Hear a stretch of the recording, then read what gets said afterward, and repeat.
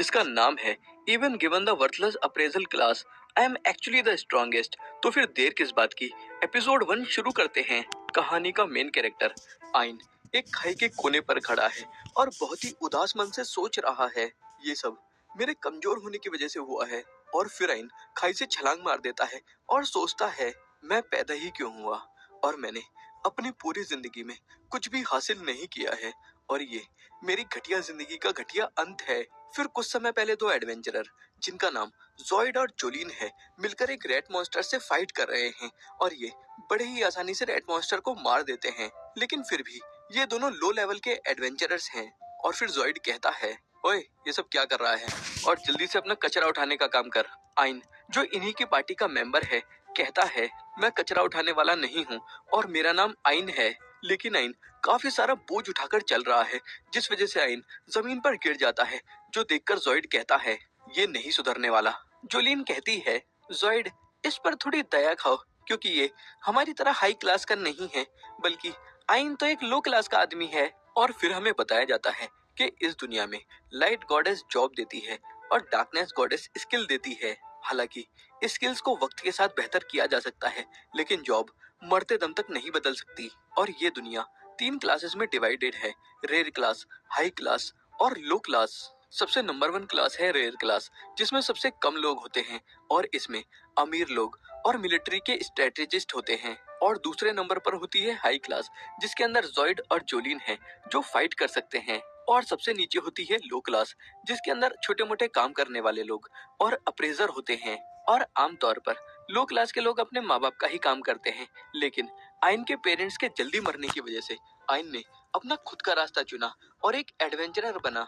और आइन लो क्लास का होने की वजह से एक अप्रेजर की जॉब करता है और फाइट नहीं कर सकता। और आइन अपने स्किल की मदद से सिर्फ चीजों का रैंक बता सकता है। फिर आइन देखता है कि इस रेड मॉन्स्टर का रैंक F है, लेकिन इसके दांतों का रैंक D है। और फिर आइन इसके दांतों को निकालने की कोशिश करता है क्योंकि इनके बदले इनको कुछ पैसे मिल जाएंगे। लेकिन इसके दांतों को निकालने में आइन को काफी परेशानी होती है और आइन कहता है, जॉयड क्या तुम इसका मुंह खोल दोगे जिससे मैं इसके दांतों को निकाल पाऊं। जॉयड कहता है, क्या और तुम चाहते हो कि मैं इस गंदे चूहे को हाथ लगाऊं। ये कहने के बाद आइन के माथे पर पत्थर फेंक कर मारता है, जिससे आइन को थोड़ा गुस्सा आ जाता है। और जॉयड खड़ा होकर कहता है, तेरी इतनी हिम्मत कि तू मुझको घूर रहा है। और फिर जॉयड लात मारकर आइन को दूर गिरा देता है। जिसके बाद जोलिन कहती है, हमने अपनी जान की बाजी लगाकर तुम्हें सेफ रखा और तुम इतना एहसान मानकर ये काम तो कर ही सकते हो।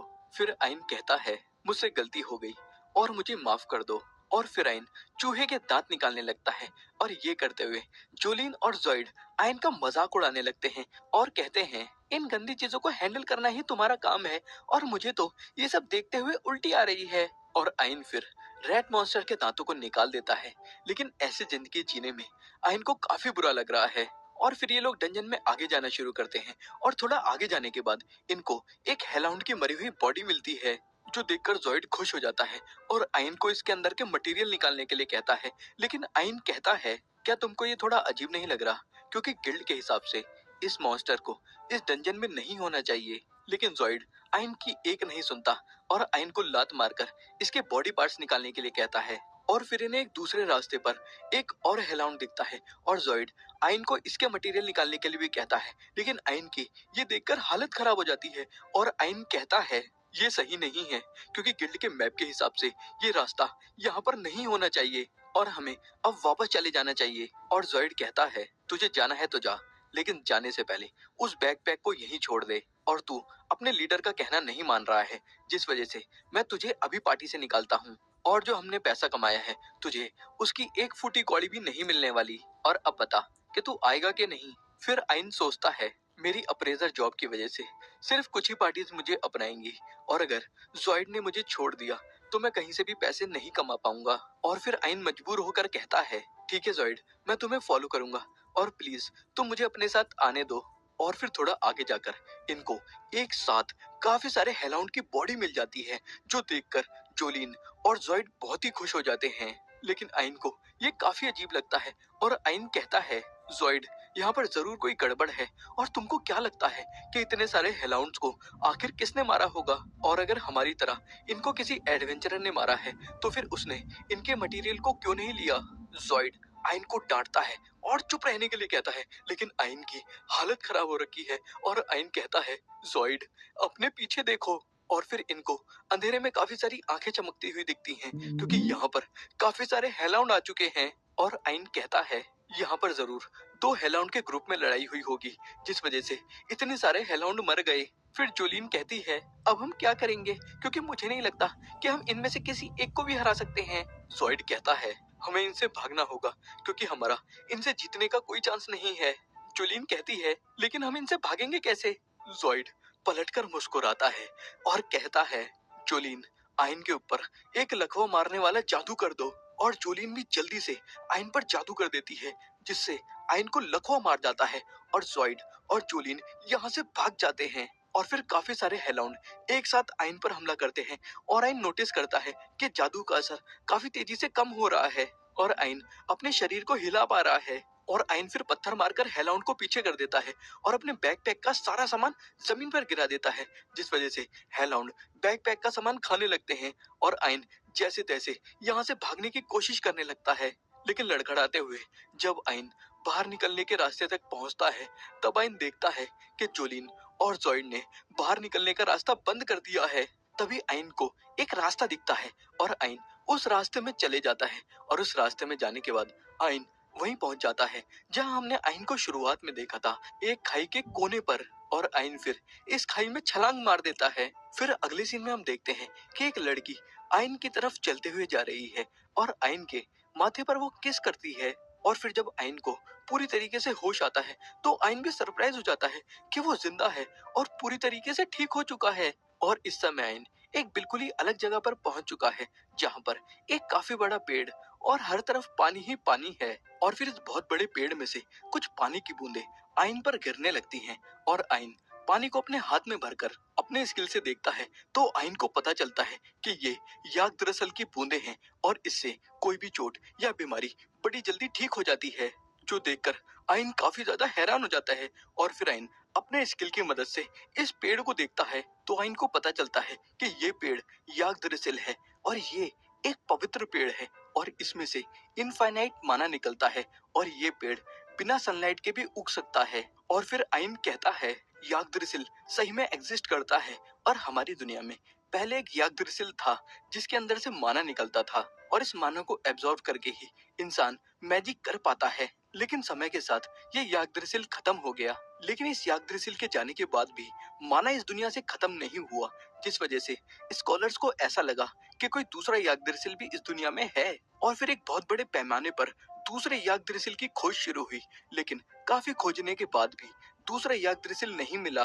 और अब मैं समझ सकता हूँ कि दूसरा यागदरिसिल क्यों नहीं मिला, क्योंकि किसी ने भी ये नहीं सोचा होगा कि एक यागदरिसिल डंजन की इतनी गहराई में मिल सकता है। और मैं अपनी जान बचाने के लिए तुम्हें शुक्रिया कहता हूँ। तभी आइन को एक लड़की की आवाज सुनाई देती है, लेकिन आसपास देखने पर आइन को कोई भी लड़की दिखाई नहीं देती, जिस वजह से आइन को ऐसा लगता है कि ये बस आइन का वहम है। और फिर आइन बैठकर सोचने लगता है कि उसे अब क्या करना चाहिए। और जैसे ही आइन जॉइड और जोलीन के बारे में सोचता है, आइन कहता है, मुझे पूरा यकीन है कि वो दोनों मदद के लिए किसी को नहीं बुलाएंगे और अगर मैंने यहाँ से बाहर निकलने की कोशिश नहीं करी तो मैं भूख से मर जाऊंगा, इसलिए मुझे यहाँ से निकलने का रिस्क तो लेना ही पड़ेगा। और एक बार और मैं तुम्हें अपनी जान बचाने के लिए शुक्रिया कहना चाहता हूँ और मेरे ऊपर तुम्हारा एहसान है। फिर आइन जब इस दरवाजे की तरफ जाने लगता है तब दोबारा आइन के पीछे वो लड़की आ जाती है और वो कुछ कहने ही वाली होती है, लेकिन पता नहीं क्यों वो कुछ नहीं कहती। लेकिन आइन को इस दरवाजे के अंदर जाने में डर लग रहा है और आइन सोचता है, हो सकता है इसके अंदर हेलाउंड से भी ज्यादा खतरनाक मॉन्स्टर हो, लेकिन फिर भी ये कितना भी डरावना क्यों ना हो, मुझे हिम्मत करके आगे बढ़ना ही होगा। और फिर आइन आगे बढ़ना शुरू करता है और काफी आगे बढ़ने के बाद आइन को कोई भी मॉन्स्टर नहीं दिखता, जिस वजह से आइन थोड़ा खुश होकर कहता है, जैसे ही मुझे बाहर निकलने का रास्ता मिल जाएगा मैं बच जाऊंगा। तभी अचानक आइन का एक कान कट के जमीन पर गिर जाता है और अचानक आइन की दो उंगलियां भी कट जाती हैं। और फिर आइन अपने अप्रेजल स्किल से देखता है कि आइन के सामने एक ग्रेमलिन नाम का एस रैंक मॉन्स्टर खड़ा है और ये एक छोटा सा मॉन्स्टर है जिसकी अटैक पावर काफी कम है लेकिन स्पीड काफी तेज है। और ये मॉन्स्टर मारने से पहले अपने शिकार को टॉर्चर करना पसंद करता है। इसे देखकर आइन की हालत खराब हो जाती है और आइन कहता है ये एस रैंक मॉन्स्टर है और वो हेलाउंड बस बी रैंक मॉन्स्टर थे। और फिर ये मॉन्स्टर लगातार आइन को चोट पहुंचाकर इसे टॉर्चर करने लगता है। और फिर जब ये ग्रेमलिन नाम का मॉन्स्टर आइन को जान से मारने ही वाला होता है तभी अचानक इसके पसीने छूटने लगते हैं और ये डर के मारे कांपने लगता है। और एक ही हिट में ये ग्रेमलिन नाम का मॉन्स्टर मर जाता है और आइन फिर अपने सामने एक डेथ बियर नाम का एस रैंक मॉन्स्टर देखता है और एक ही अटैक में डेथ बियर आइन की आंखें फोड़ देता है जिस वजह से आइन दर्द से तड़पने लगता है। और फिर ये मॉन्स्टर आइन को खाने ही वाला होता है तभी अचानक इसका सर धड़ से अलग हो जाता है और एक लड़की कहती है मैं यहाँ बस इसी वजह से हूँ क्योंकि उसने मुझसे इस चीज की भीख मांगी थी और मैं इसी वजह से एक इंसान की जान बचा रही हूँ। आइन कहता है लेकिन आखिर तुम हो कौन। और फिर आइन बेहोश हो जाता है लेकिन जब आइन को होश आता है तो वो देखता है कि वो दोबारा पूरी तरीके से ठीक हो चुका है। और आइन जैसे ही बैठता है तो आइन अपने सामने एक लड़की को बैठा हुआ देखता है और आइन कहता है ये लड़की बहुत ही ज्यादा खूबसूरत है जैसे कि कोई परी किसी परियों की कहानी से निकलकर बाहर आ गई हो। और यहाँ ये एपिसोड खत्म होता है।